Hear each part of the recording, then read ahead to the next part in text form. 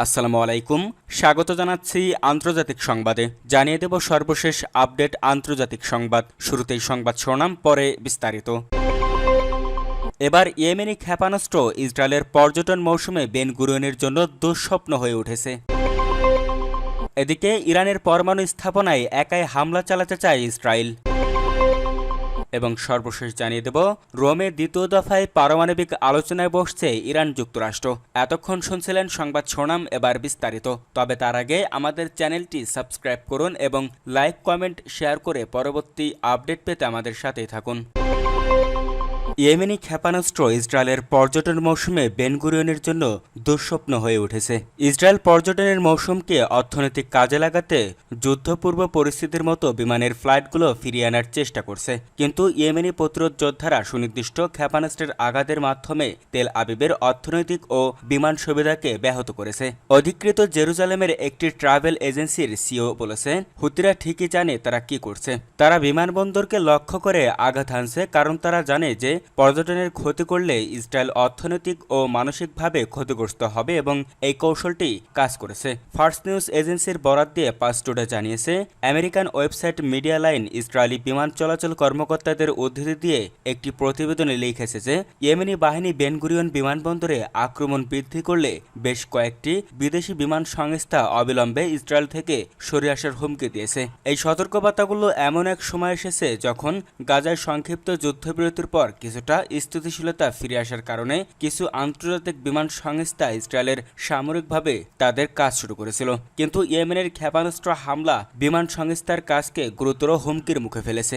Media লাইনের প্রতিবেদনে বলা হয়েছে, পাসোভার উৎসবের ছুটির আগে বিমান সংস্থাগুলোকে শ্বাস নেওয়ার এবং কিছুটা পুনরুদ্ধারের সুযোগ দেওয়ার পরেই ইসরায়েলের পর্যটন শিল্প আরও ধ্বংসের দ্বার প্রান্তে। প্রতিবেদনটি আরও বলেছে, বসন্তকালীন পাসোভার ছুটি যত এগিয়ে আসছে ততই ইসরায়েলি পর্যটন খাত ইয়েমেন থেকে হুতিদের আক্রমণের হুমকির মুখোমুখি হচ্ছে।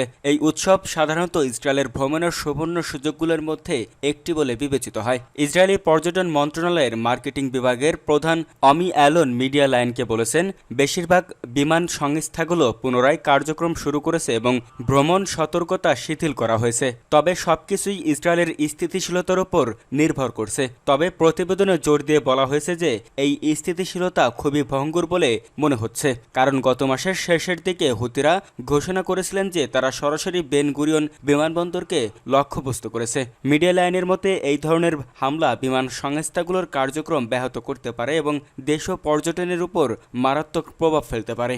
গত মার্চ মাসে ইয়েমেনি সশস্ত্র বাহিনী স্পষ্টভাবে বলেছিলেন যে বেন গুরিয়ন বিমানবন্দর বিমান চলাচলের জন্য নিরাপদ নয় এবং গাজার উপর ইসরায়েলি যুদ্ধ বন্ধ না হওয়া পর্যন্ত এবং ফিলিস্তিনিদের উপর থেকে অবরোধ তুলে না নেওয়া পর্যন্ত এটি ঝুঁকিতে থাকবে। গত বছর ইয়েমেন এবং লেবানন থেকে ইসরায়েলের গভীরে প্রতিরোধ ফ্রন্ট ক্ষেপণাস্ত্র হামলা তীব্রতর করলে বেশিরভাগ বিদেশি বিমান সংস্থা বেন গুরিয়ন বিমানবন্দরে তাদের ফ্লাইট বাতিল করেছিল। তেল আবিব আন্তর্জাতিক বিমানবন্দর বারবার নিরাপত্তার সতর্কতা এবং রকেট হামলার লক্ষ্যবস্তুতে পরিণত হওয়ার পর এবং ইসরায়েলি আকাশসীমা অনেক আন্তর্জাতিক বিমান সংস্থার জন্য অনিরাপদ বলে বিবেচিত হওয়ার পর এই পদক্ষেপ নেওয়া হয়েছিল। ইরানের পরমাণু স্থাপনায় একাই হামলা চালাতে চায় ইসরায়েল। ইরানের পারমাণবিক স্থাপনাগুলোতে হামলার পরিকল্পনা থেকে সরেনি ইসরায়েল। মার্কিন প্রেসিডেন্ট ডোনাল্ড ট্রাম্পের সমর্থন না থাকলেও আগামী কয়েক মাসের মধ্যে একাই সীমিত পরিসরে হামলা চালাতে চায় দেশটি।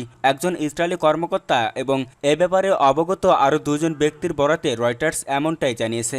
শনিবার 19 এপ্রিল প্রকাশিত ব্রিটিশ সংবাদ সংস্থাটির এক প্রতিবেদনে বলা হয়েছে, ইরানের পরমাণু স্থাপনায় হামলার পরিকল্পনা নিয়ে ট্রাম্প ইসরায়েলি প্রধানমন্ত্রী বেনিয়ামিন নেতানিয়াহুকে বলেছেন, আমেরিকা আপাতত এই ধরনের পদক্ষেপকে সমর্থন করবে না, তবুও নিজেদের পরিকল্পনায় অনড় ইসরায়েলি নেতা। পরমাণু ইস্যুতে ইরান ও যুক্তরাষ্ট্রের প্রতিনিধিরা যখন ইতালির রাজধানী রোমে দ্বিতীয় দফার আলোচনার প্রস্তুতি নিচ্ছে, ঠিক তখন এমন খবর সামনে এলো। ইসরায়েলি কর্মকর্তারা তেহরানকে পারমাণবিক অস্ত্র অর্জন থেকে বিরত রাখার প্রত্যয় ব্যক্ত করেছেন। নেতানিয়াহু বলছেন, ইরানের সাথে আলোচনার বদলে তাদের পারমাণবিক কর্মসূচি সম্পূর্ণরূপে ঘুরিয়ে ফেলা উচিত। ইরানের পারমাণবিক কর্মসূচিতে হামলা চালানোর ইসরায়েলি পরিকল্পনা ফাঁস করেছে দ্য নিউ ইয়র্ক টাইমস। ফাঁস হওয়া এই তথ্য ও পরবর্তী প্রতিবেদনকে ইসরায়েলের ইতিহাসের সবচেয়ে বিপজ্জনক ফাঁসগুলোর মধ্যে একটি বলে মন্তব্য করেছেন এক সিনিয়র ইসরায়েলি কর্মকর্তা।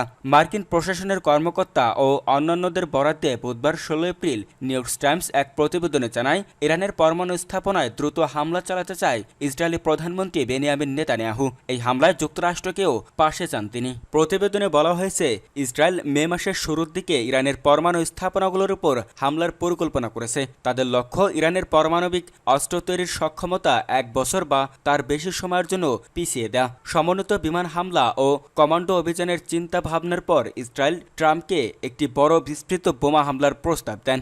প্রতিবেদন মতে ইসরায়েলি কর্মকর্তারা আশা করেছিলেন যুক্তরাষ্ট্র কেবল এই অভিযানে অনুমতি দেবে না, বরং এতে সক্রিয়ভাবে অংশ নেবে। তবে ট্রাম্প সমালোচনার মাধ্যমেই ইরানের সঙ্গে নতুন করে একটি চুক্তি চাইছেন। এই কারণে তিনি ইরানের পরমাণু স্থাপনাগুলোতে যৌথ হামলার ইসরায়েলি প্রস্তাব ফিরিয়ে দেন। পরে নিউ ইয়র্ক টাইমসের প্রতিবেদনের আংশিক সত্যতা নিশ্চিত করেন ট্রাম্প।